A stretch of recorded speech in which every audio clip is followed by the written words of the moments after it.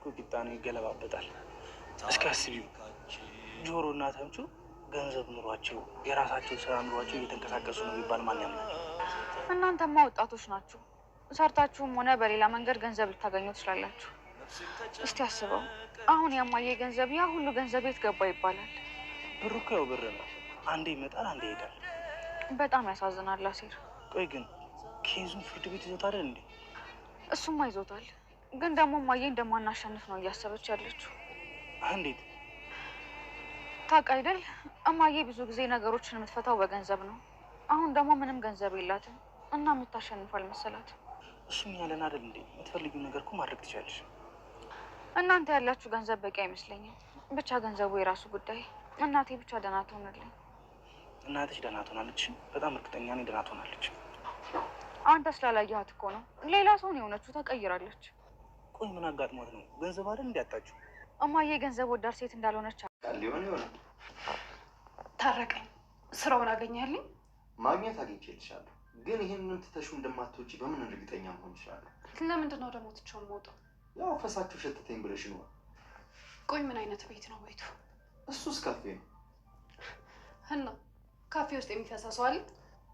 አረ በስመ አብ በይ። እኔ እንደው ለአባባሉ ብዬ። እሺ አሁን ቤቱን ሄደን ታሳየኛለህ? ማሳየት አሳይሻለሁ፣ ግን ሰላም ስለ ፈጣሪ ብለሽ ጸባይሽን አስተካክለሽ ስር። አታስብ ታረቀኝ። ከዚህኛው ቤት እንኳን ውጭ ቢልም ራሱ አልወጣም። አረ ወዲያ ያንቺን ነገር እንኳን እንትን። እውነቴን ነው።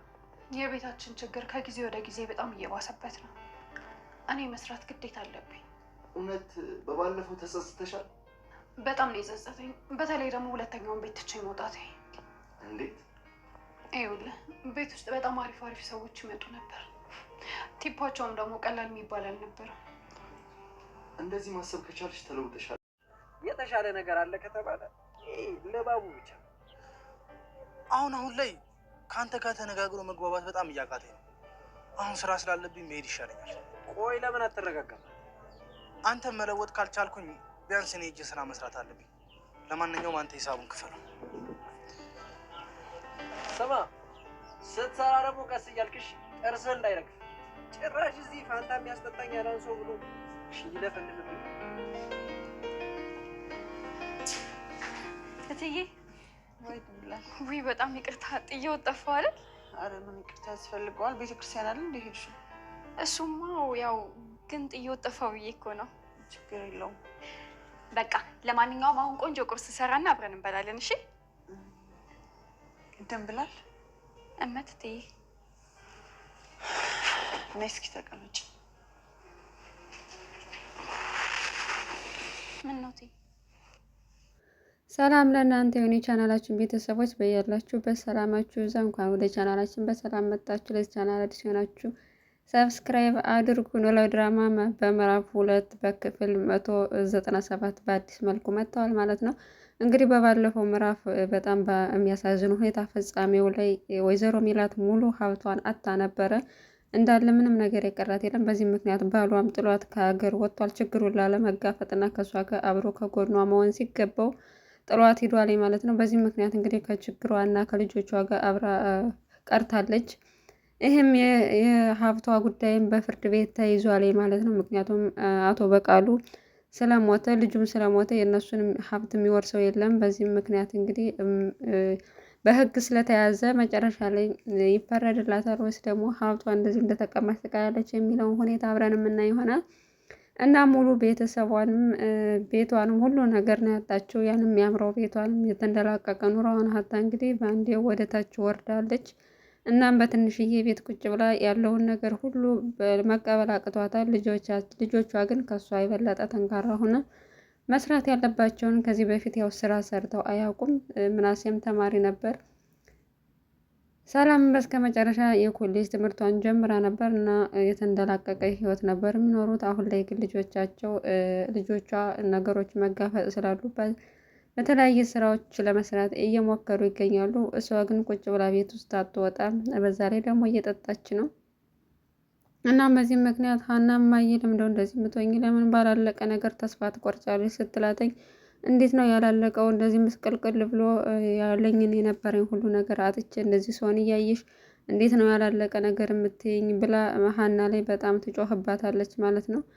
ሀናም እማዬ ላጣት ነው እያለች በጣም በሀዘንና በድብርት ቁጭ ብላ እያለቀሰች እያለ በመሀል ድንብላል መታ አይዞሽ፣ እሷ እኮ ያው ያጣች የነበራትን ነገር ስታጣ በጣም ግራ ገብቷትና በጣም ተጨናንቃ ነው እዚህ ነገር ውስጥ የገባችው። አንቺ ማጽናናት ነው እንጂ ያለብሽ ማዘን የለብሽም። እናም የት ናት ስትላተኝ ውጭ ላይ አረቄ እየጠጣች ነው ያለችው ምናምን ስትል በዚህ ምክንያት በቃ እማዬ የሰፈር ሁሉ መጠቋቋሚያ መፈራረጃ ሆነች ብላ በጣም ነው ያዘነችው ማለት ነው። በሌላ በኩል ሀና ወደ ደላላው ጋር ሄዳ ስራ እንዲፈልግላት እየነገረችው ነበር። ነገር ግን ከዚህ በፊትም 5 ቤት አስገብቷት አንዱም እንኳን ሳይመቻተኝ እየጣዎቹ እያባረሯትም እየመጣች ነበር። እነሱ ለምንድን ነው የወጣሽው ሲላት ቤቱ በጣም ይሸታልኝ እና ጸባይሽን አሳምረሽ አንቺ ስለ ቤቱ ምን አገባሽ? የእርሺው እኮ ልትሰሪ ነው። ስለዚህ ጸባይሽን አሳምረሽ መስራት ነው ያለብሽ ሲላት እነሱ ነው እኔን መንከባከብ ያለባቸው ጸባያቸውን አብሬያቸው እንድሰራ ከፈለጉ ጸባያቸውን ማስተካከል አለባቸው እያለች ጭራሽ እነሱን እየወቀሰች ነበርና በሌላ ጊዜ እንደሚያገኝላት ነግሯተኝ ሄደች ማለት ነው።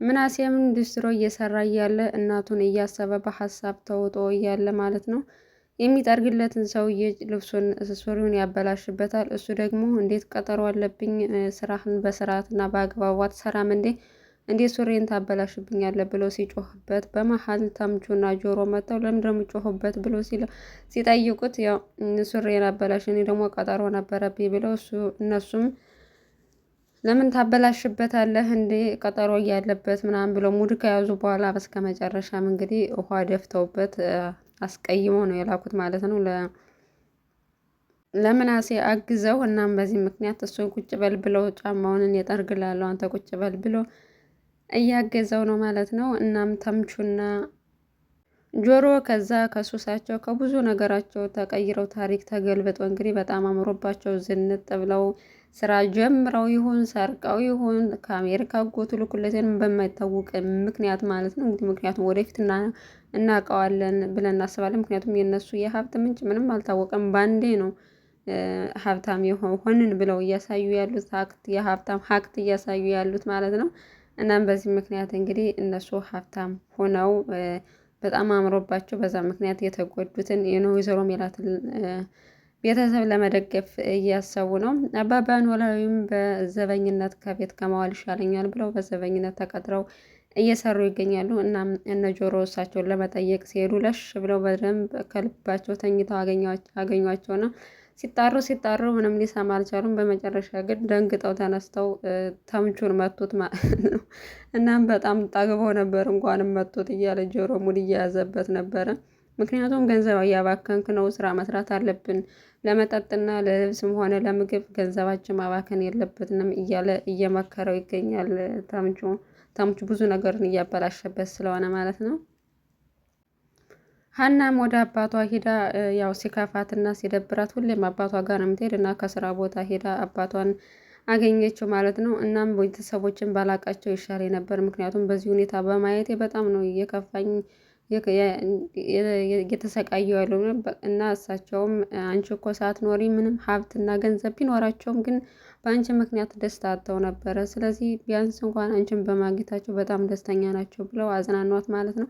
ወይዘሮ ሜላትም ሰላም ከደላላ ቤቱ ተመልሳ ስትሄድ ልጅን አስቀየምኳት፣ አሳዘንኳት በጣም ምክንያቱም እሷን ለማጽናናት መታ እኔ ግን ሰድቤ ላኳት ብላ በጣም እየተጨነቀች ነበረ። ሰላምም ስደውልላት ጆሮ ጋ ነኝ አለቻት ማለት ነው። እናም በዛም ምክንያት ተጽናናች። ቢያንስ እሱ ጋር ካለች እንኳን ተጽናናለች፣ የከፋት ነገር ይለቃታል ብላ ነገረቻት ማለት ነው። ከምናሴ ሲመለስ ከስራ ቆስጠው ምኑን ይዞ የሚሰራውን ማለት ነው ሰላምን እንድትሰራ ነገራት እና ነገሮችን እንግዲህ ልጆቻቸው ለማስተካከል እየሞከሩ ይገኛሉ። ሀናም ደላለው ጋር ሂዳ በተመረቀችበት ካላገኘች ግን ማንኛውንም ስራ መስራት እንደምትፈልግ ነገራት እና እሱም እፈልግልሻለሁ አላት። በሌላ ቀንም ሰላም ወደ እሱ ሄዳ ያው ያገኘችውን ስራ መስራት እንደምትፈልግ ሲነግራተኝ ያው በመስተንግዶ ስራ እንዳገኘላት ነገራት። ነገር ግን ይህን ስራ በደንብ መስራት አለብሽ፣ ድጋሚ ብትወጪ ከኔ ጋር ነው የምትጣየው ብሏት፣ እኔ ግን ከዚህ በኋላ ቢያባሩርኝ እንኳን አልወጣም ብላ እንግዲህ በመስተንግዶ ስራ ልትሰራ እንትን ብላ አስባለች እና ወስናለች ማለት ነው። ወይዘሮ ሜላት ግን ያለችበት ሁኔታ ጥሩ አይደለም። ምክንያቱም ልጆቿን በዚህ ሁኔታ ማየቷ የበለጠ ያስከፋተኝ ከዛ ከተንደላቀቀና ከትምህርታቸው ከብዙ ነገራቸው ተፈናቅለው እዚህ ደረጃ ላይ በመድረሳቸው በጣም ነው የከፋት። ምክንያቱም ምናሴም ተማሪ ነው፣ ትምህርቱን መማር አለበት፣ ገና ልጅ ነው እና ልጆችን አሰቃያቸው እያለች ከእሷ ህመም ይልቅ የልጆቿ መሰቃየት ነው እያሳሰባት ያለው። ፋኖሴ ግን ልጆችሽም እንደዚህ ስራ መስራታቸው እነሱ ጠንካራ ያደርጋቸዋል እንጂ አይጎዳቸውም። ስለዚህ ራስሽን መጉዳት የለብሽም እያለች እያጽናናቻት ነው። እንግዲህ ወይዘሮ ሜላት ያለችበት ሁኔታ በጣም ነው የሚያሳዝነው።